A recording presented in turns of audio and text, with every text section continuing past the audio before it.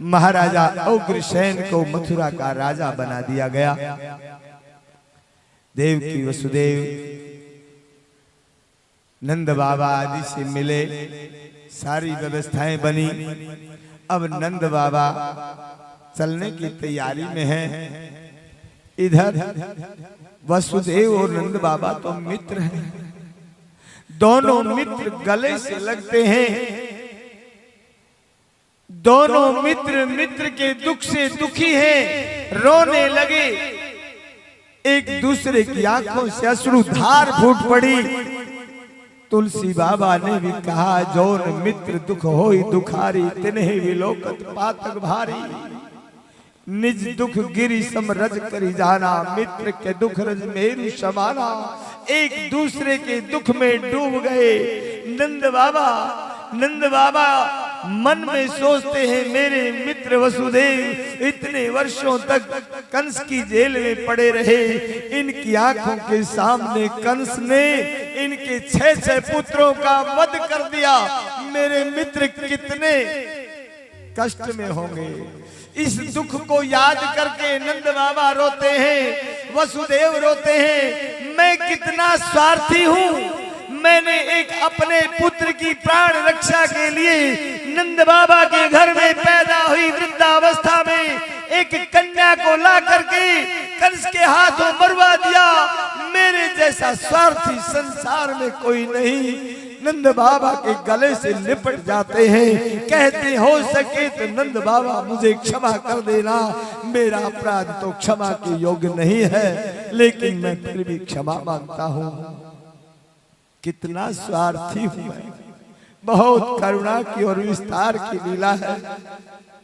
यहीं से नमस्कार करके श्री सुखदेव जी कहते हैं, राजन ये बात नंद बाबा की समझ में नहीं आई। वहीं पर गर्गाचार्य जी महाराज आ जाते हैं। नंद बाबा ने पूछा, कौन सा बच्चा, कौन सी कन्या, क्या चर्चा है, मुझे बताइए। वसुदेव तो बता न सके। गर्गाचार्य ने सारा वृत्तांत सुनाया। बाबा ये दोनों बच्चे देवकी और वसुदेव के हैं। जैसे ये बात सुनी, नंद बाबा धड़ाम से मूर्छित होकर के गिर पड़े। कुछ समय के बाद चेतना आई। वसुदेव ने कहा, बाबा ये कन्हैया तुम्हारा है, तुम्हारा रहेगा, तुम ले जाओ अपने साथ, कोई बात नहीं।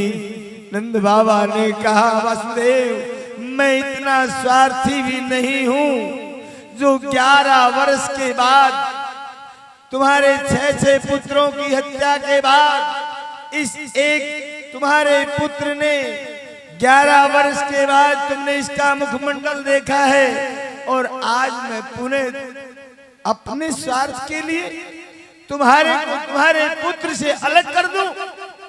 ऐसा नहीं होगा।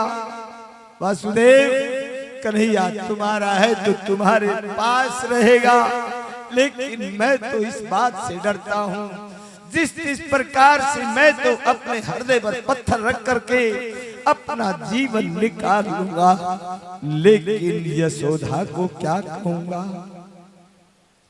मैं यशोदा को वचन दे करके आया हूँ कि यशोदा चिंता मत कर, मैं आऊंगा वृंदावन में तो कन्हैया के साथ आऊंगा, नहीं तो वृंदावन में नहीं आऊंगा।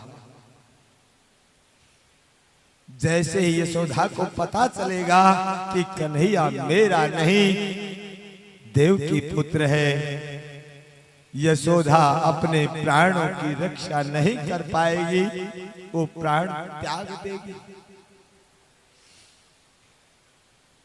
सुखदेव जी कहते हैं, राजन बहुत करुणा की लीला। जिस प्रकार